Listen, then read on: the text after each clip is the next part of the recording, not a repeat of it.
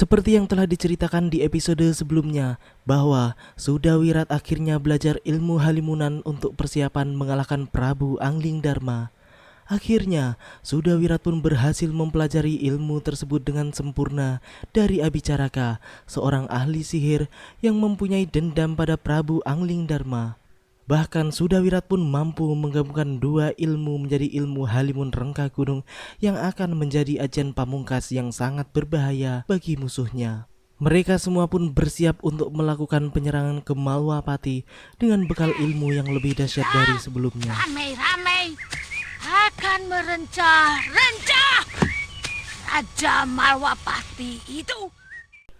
Sementara itu, Ki Legawa dan Gendrayana yang hendak ke tempat Abicaraka, yaitu Gua Buaya Tidur, pun membuat keonaran di sebuah desa dekat Malwapati. Karena mereka merasa tidak digubris ketika bertanya ke penduduk tentang letak gua tersebut. Mereka berdua pun akhirnya menghajar para penduduk tersebut.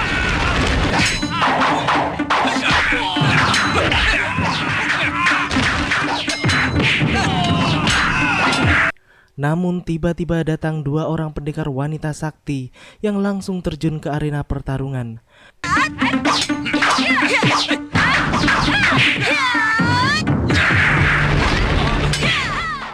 Dengan menggunakan ilmu jurus negeri atas awan yang baru saja mereka pelajari bersama Aditya, mereka pun tidak kesulitan menghadapi dua pendekar tua tersebut.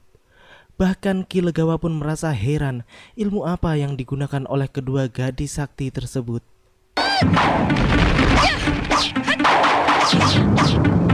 Baru sekali ini aku melihat jenis yang begitu aneh. Tampaknya gemulai, tapi beban pukulannya benar-benar luar biasa. Merasa tidak mungkin mengalahkan kedua gadis muda tersebut, akhirnya Ki Legawa pun mengajak Gendrayana untuk pergi dari tempat tersebut.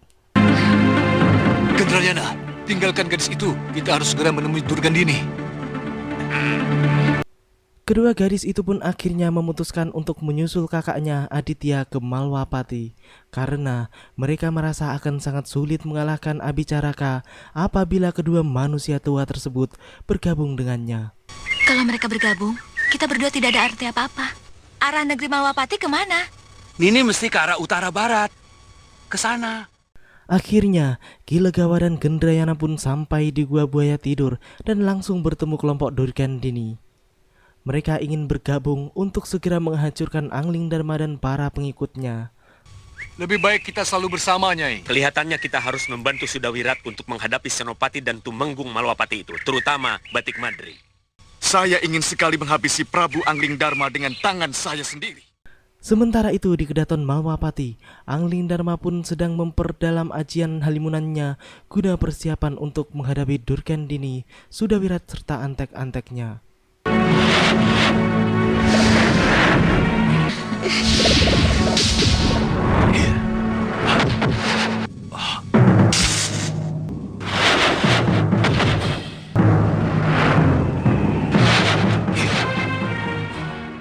Sementara itu, di sebuah hutan dekat Malwapati, Durgandini dan teman-temannya sedang mempersiapkan strategi untuk menghancurkan Anglingdarma dengan cara memancing satu persatu pengikut Prabu Anglingdarma untuk keluar dari kota raja, dan mereka akan dengan mudah menundukkannya.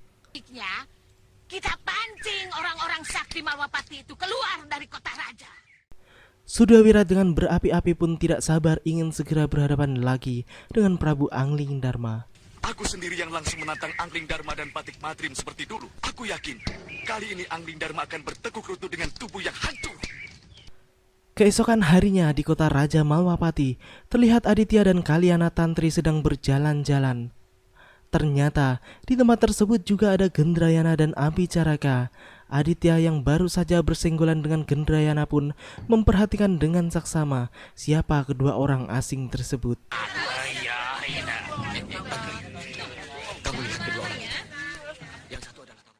Kemudian kedua orang tersebut pun berbuat onar dengan mengerjai salah satu pedagang di tempat tersebut. Loh Tuan, kenapa dipecahkan Tuan? Aditya pun tidak tinggal diam. Ia langsung memperingatkan Gendrayana dan berusaha menangkap penjahat tersebut karena mereka pernah bertempur di Kalinggapura sebelumnya.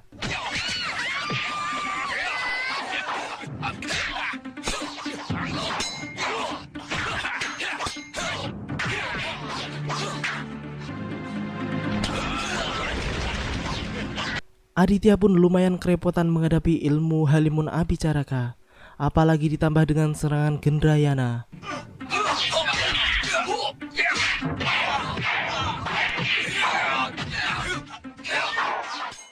Di Malwapati, Kaliana Tantri cepat-cepat memberitahu Suliwah tentang kejadian di pasar kota raja barusan. Suliwah dan Bongo pun bergegas pergi ke tempat kejadian. Ketika Aditya semakin kesulitan menghadapi Abicaraka, Suliwah pun datang membantu. Kemudian Aditya menebar serbuk Halimun hingga Abicaraka dengan mudah diketahui keberadaannya, hingga ia pun dengan mudah mengalahkan Abicaraka. Kakang, gunakan serbuk sari bumi.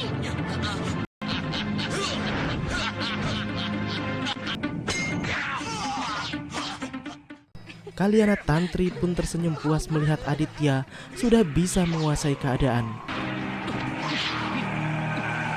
Makhluk ini tidak perlu diladeni. Dia akan sirna dengan sendirinya.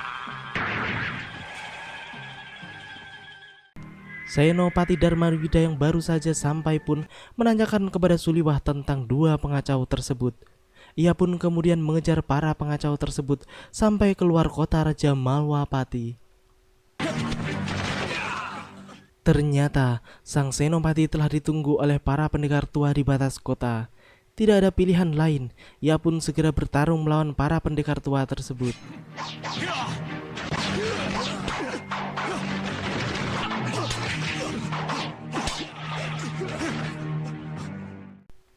Di tengah pertarungan yang sama sekali tidak berimbang tersebut, tiba-tiba dua gadis pendekar adik kandung Aditya pun datang membantu sang senopati. Ki Legawa pun terkejut melihat kedatangan kedua pendekar gadis tersebut yang tempo hari hampir mengalahkannya. Kenapa kamu selalu mendatangi kami, Trayu? Para pendekar tua pengecut itu pun kabur dari arena pertarungan seiring dengan para prajurit Malwapati yang baru saja sampai ke tempat tersebut.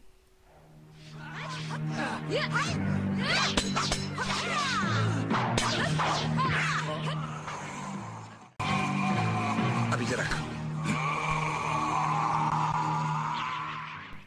Merasa berutang budi dengan dua pendekar tangguh tersebut, Senopati Darmayuda pun mengajak keduanya untuk bergabung dengan para pendekar ke Malwapati.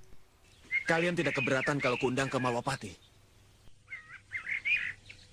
Hamba yakin karena ada Gendrayana, Gusti Prabu. Di Malwapati, Suliwah pun menyampaikan kepada Prabu Anglingdarma tentang kejadian yang baru saja terjadi. Ia pun memberitahu Anglingdarma bahwa Sudawirat kemungkinan akan datang kembali lagi ke Malwapati dengan ajian Halimun Rengka Gunung. Apakah rengka gunung dapat digunakan di dalam alam maya, Liwar? Saya kira bisa, Gusti Pati. Tapi mungkin harus dengan latihan tertentu.